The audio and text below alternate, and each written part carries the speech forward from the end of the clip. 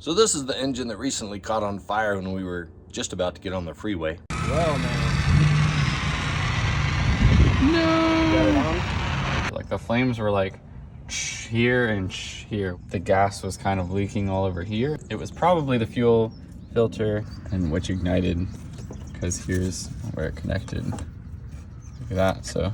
And so I ordered this part off of the Samba from Crown Limited. That's going to help us relocate where that fuel filter goes. So we're going to install that today, and let me show you how it's done. So the stock location of the fuel filter goes right here across the engine and over the distributor. So if there is a leak, you can see how there would be some trouble. So this little bracket kit allows you to relocate it over by the transaxle underneath the car, safely out of the way of the engine.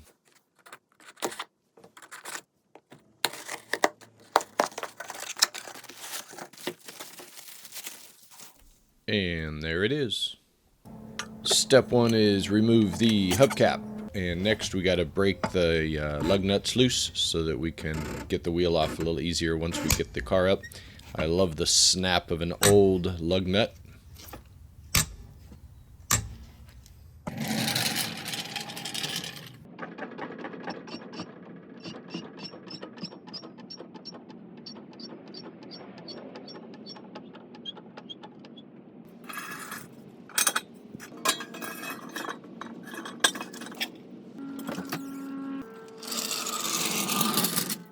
A good place to support the car is on these torsion housing tubes, and you probably want to clear out Black Widow webs.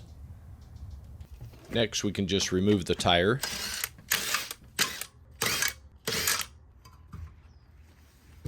So now we can get a closer look at what the plan is. So in here you'll see a metal tube coming out of the frame and into this hose.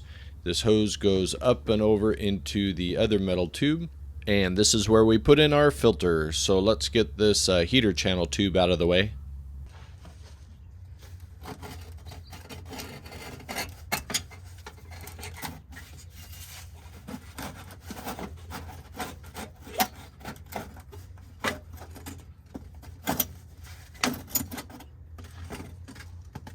And using a pair of vice grips, we're going to clamp the hose. I'm not sure how much gas is in this line right here, so we're just going to play it safe and clamp it off.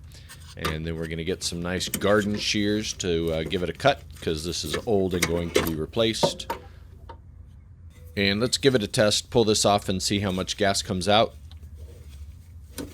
And it's none.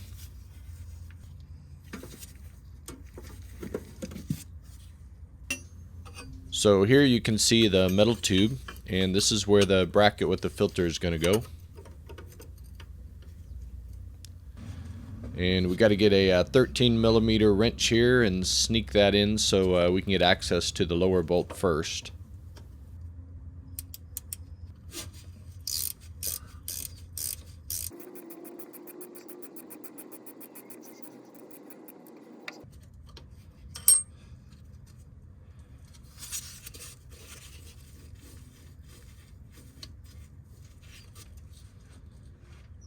There's a washer as well, so you want to make sure you get those off.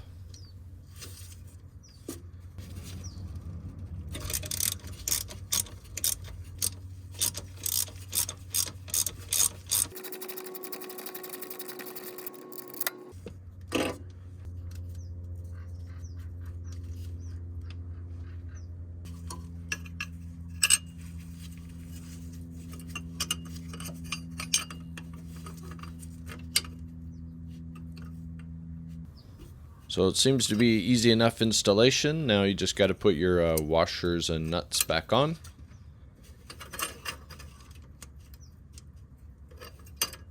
And give them a little tightening.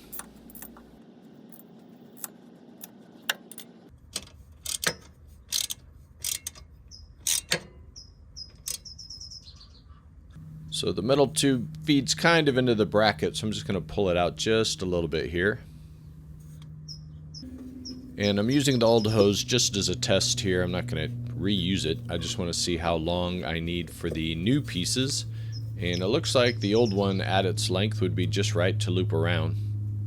And then doing a similar test with the old hose on the other end of the filter. Also looks like it's going to be about the right length, so I just need 2 lengths of new hose, the length of the old hose.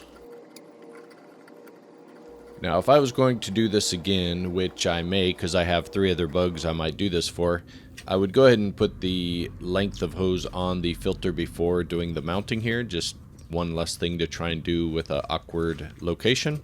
But it's overall fine, especially if the car's jacked up and the tire's out of the way. It's not too bad.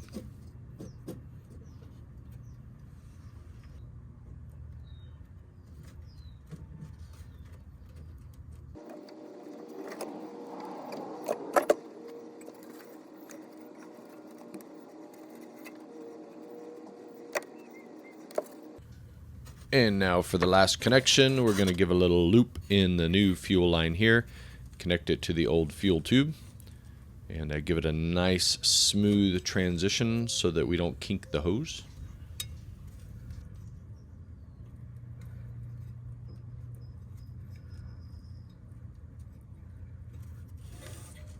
And there we go, bracket installed, new hose installed. Speaking of new fuel hose, let's go ahead and get the engine compartment taken care of here. There's 2 lengths of hose to deal with. One is this going from the fuel pump up to the carburetor. The other is going from the fuel pump over to that metal tube. That metal tube is the same metal tube that we just connected the other end of the fuel filter to. So that goes through the engine compartment and over into the fuel pump. So just cutting the proper length here.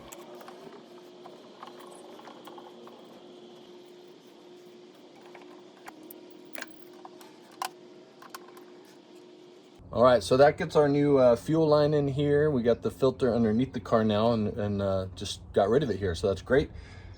Have a new distributor, we have new plug wires. I was about to plug this in, but this little crunchy piece needs replacing, as well as there's not one on this side, so I got to get some more pieces for those. I also have a lot of wires back here and here that are really crispy and got burned out, so I'm going to replace those. And I'm not even sure if the carburetor is still working fine, so I might swap it out with one of the ones from the other cars and see how that goes. So got a bit of work to do, but I did just want to get this out and show you how to use that little bracket and replace your filter location and putting it under the car by the transaxle. And hopefully that keeps one less cause of a fire. Here's a debatable issue.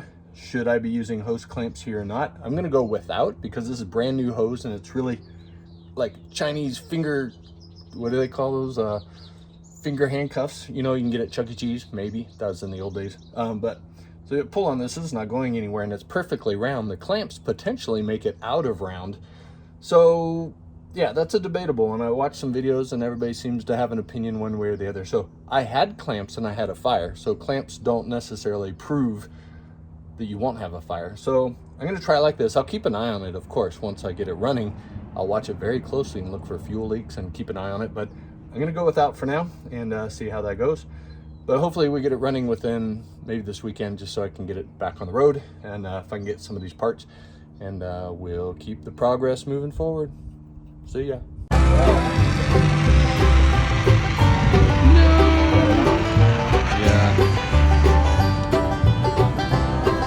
Dang. What was it? Okay. Well, we got to use the fire extinguisher.